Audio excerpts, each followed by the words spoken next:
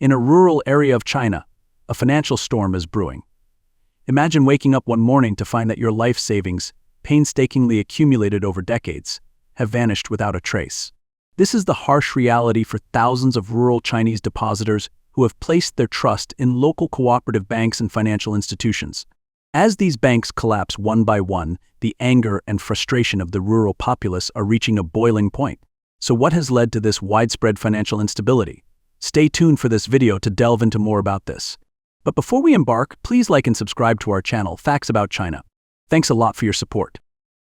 On October 31st, the new rural cooperative Rural Capital Mutual Aid Society in Ni City, Heilongjiang, allegedly break down. According to some sources, local residents had deposited billions of yuan but discovered that the funds were missing and the operators had vanished. Social media videos depicted numerous depositors protesting at the new rural cooperative office in the Ni Hotel, seeking explanations. Security personnel and officers were present, but the situation turned disorderly, leading to one individual collapsing unexpectedly. During a meeting, an individual who appeared to be an official from the organization acknowledged problems with specific funds associated with the Mutual Aid Society. Previously, on October 30th, the Regulatory Bureau of the city carried out an inquiry, identifying potential risks and suspending all services at the organization. Regarding the level of these risks, they mentioned that answers would only be available once the investigation is finished.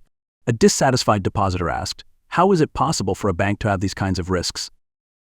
On November 1st, a Chinese media outlet Benyu News reported that a resident named Mr. Huan claimed that the new rural cooperative Rural Capital Mutual Aid Society in Ni had closed down, leaving local residents unable to access millions of yuan of deposits. Mr. Huan discovered the closure the previous evening and found that withdrawals were no longer possible when he tried to do so on October 31st. He and other depositors reported the issue to city officials that afternoon, but received no clear response, with authorities only mentioning the need for time to investigate. Mr. Huan stated that the majority of depositors were older residents. His family, along with two relatives, had collectively deposited 230,000 yuan with the organization. He mentioned that the cooperative had been operating for more than 10 years, originally targeting rural areas by promising attractive interest rates. Despite the decrease in interest rates in recent years, withdrawals have been consistently smooth, leading people to view it as a trustworthy bank. However, it has now become clear to people that it is not a normal bank. Mr. Huan approximated that there were thousands of people with deposits in the organization, with amounts ranging from a few thousand to more than 1,000,000 yuan. Reporters tried to get in touch with the cooperative's office using several phone lines, but all their calls were not answered. Efforts to contact the government offices and the propaganda department in Ni City also did not receive any response. A call to the Qikar branch of the National Finance Regulatory Authority indicated that the staff was unaware of the situation but mentioned that they would convey it to higher authorities. According to local reports, key staff members at the organization have been arrested. However, the government acted swiftly to control the situation, censoring all media coverage and gradually deleting videos of the incident from social media. According to Tianyancha, a data platform, the new Rural Cooperative Mutual Aid Society was established in 2012 with a capital of 5.2 million yuan. The organization has been linked to 28 risk events and 24 legal disputes on multiple occasions. As of noon on November 1st, there were still several videos of the event circulating on Chinese social media. People expressed their concerns, saying, "This is getting out of control. It's safer to keep money in state-owned banks. If you want higher returns, consider investing in stocks." There were also doubts raised about the deposit insurance at the Mutual Aid Society, highlighting the high risk of deposits without it. Overseas social media also discussed the situation, with comments such as "Many financial institutions are failing. The Chinese Communist Party's financial system is collapsing. It's a scam targeting regular people and villagers." China's rural mutual aid societies, also known as cooperative societies, are financial institutions that have been authorized by banking regulatory authorities. They were formed voluntarily by rural residents and small businesses in towns or administrative villages, functioning as financial organizations based within the community. The first Rural Capital Mutual Aid Society in China was established in Jilin Province in March 2007. In 2014, there were 49 such societies, but as of 2021, only 41 remained, along with 2,224 rural credit institutions across China. These include 1,569 rural commercial banks, 26 rural cooperative banks, 609 rural credit cooperatives, and 1,642 village banks. Over the last 10 years, there have been numerous corruption scandals and financial problems affecting rural financial institutions in China. In 2013, there were many criminal cases involving rural mutual aid societies and cooperative societies, where officials were found to have embezzled substantial amounts of money, at least 200 million yuan. Additionally, in October 2012, 4 rural financial cooperatives closed in Jiangsu province. These rural mutual aid societies, which are considered microfinancial institutions, resembled banks in appearance and operation, with counters and formally dressed staff.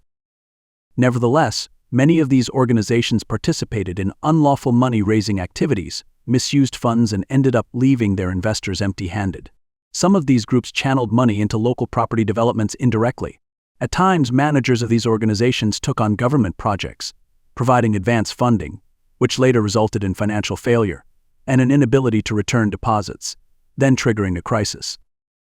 Another instance involves village banks, which also aim to offer financial services to local farmers and businesses. Village banks, unlike branches of major banks, are separate legal entities. In April 2022, village banks in Henan province unexpectedly halted online withdrawals and transfers, making it impossible for customers to access their deposits. This financial scandal impacted 400,000 users, with frozen deposits amounting to approximately 40 billion yuan. In July 2022, numerous people who had deposited money gathered outside the Zhongzhou branch of the People's Bank of China, displaying signs and voicing their demands for the return of their funds. Law enforcement and unidentified security personnel broke up the crowd, leading to some confrontations and injuries. Subsequent protests occurred, during which depositors were monitored and obstructed by unidentified individuals and law enforcement officers. On March 12, 2023, residents of Xinzhou assembled at Wanda Plaza and the Yellow River, where they released oversized balloons carrying banners that said, "Henan government deceives the public, illegally freezing deposits." At present, numerous depositors are still unable to access their money. This situation has brought to light the dubious connections between village banks and their main stakeholders, as well as their partnerships with other financial firms. These events have revealed vulnerabilities and corruption within China's rural financial organizations. In February 2022, Cai Eshing, a previous deputy chairman of the China Banking Regulatory Commission, was taken into custody for bribery. Subsequently, there were reports that Lu Yi, the head of the New Fortune Group linked to the Henan Village Bank controversy, had relocated to the United States. There is speculation that Lu Yi may have misappropriated funds before the 40 billion yuan bank scandal's collapse. In July 2022, an investigation was launched into Lai Huanting, an inspector at the Henan Banking and Insurance Regulatory Bureau. Lai Huanting was previously responsible for overseeing the regulation of village banks and rural mutual aid societies in Henan. Recently, on September 2nd, videos and screenshots circulated online suggesting a crisis at a Bank of Nanjing branch. Some people stated that depositors were unable to withdraw more than 500,000 yuan, and videos showed police intervention and distressed depositors. However, authorities later refuted these claims. The disagreement stemmed from depositors' suspicions that Henan village banks and the Bank of Nanjing had collaborated to convert lawful deposits into illegal fundraising activities. Following the Henan's village banks incident, there has been a rise in similar problems in China's village banks, often resulting in mergers or shutdowns. As per statistics, in 2023, around 100 banks were merged. These problems are not exclusive to rural banks. Even commercial banks have experienced occasional issues with customer withdrawals. In addition, a recent report from Southern Metropolis Daily revealed that in Shenzhen, there are restrictions on ATM withdrawals with limits set at 20,000 yuan. Withdrawals between 20,000 and 50,000 yuan can be made at the counter, but anything over 50,000 yuan requires advance booking and proof of intent. For instance, Everbright Bank requires reservations for withdrawals over 20,000 yuan, while Shenzhen World Commercial Bank mandates advanced booking for amounts exceeding 100,000 yuan. Hubei Bank demands proof of use for withdrawals over 200,000 yuan, and China Construction Bank requires both a reservation and app approval for larger withdrawals. Bank employees clarified that appointments are necessary to avoid cash shortages at teller counters, guaranteeing seamless withdrawals for all clients. This procedure is not a recent development. Comparable measures were implemented in 2022 with the goal of addressing money laundering. Nevertheless, there is concern that these restrictions indicate deteriorating economic circumstances, as the rise in non-performing loans and cash flow problems are making it more difficult for banks to meet frequent withdrawal requests. In June, there were gatherings of investors outside the Jiangxi Bank headquarters where they protested and shouted slogans. The protesters included elderly individuals. There were rumors online about a rush to withdraw money from Jiangxi Bank, but on July 4th, the Nanchang Financial Bureau refuted these rumors, stating that they were untrue and that officials were investigating possible disturbances to the bank's activities. Reports indicate that the demonstrators at Jiangxi Bank were customers who had put money into a specific collective investment plan offered by Zhongrong National Reserve. However, as of May 20th, the plan had not paid out as promised. Consequently, they sought assistance from Jiangxi Bank, which oversaw the accounts in question. Additionally, in 2023, various private financial registration centers in Yingtan, Jiangxi encountered comparable problems. From August 27th to 29th, customers in Honggu County shared videos reporting that they couldn't withdraw their savings from the local agricultural bank branch. They alleged that the bank had utilized their deposits to fund unsuccessful construction projects, resulting in their loss of funds. Efforts to take legal action against the bank have also failed.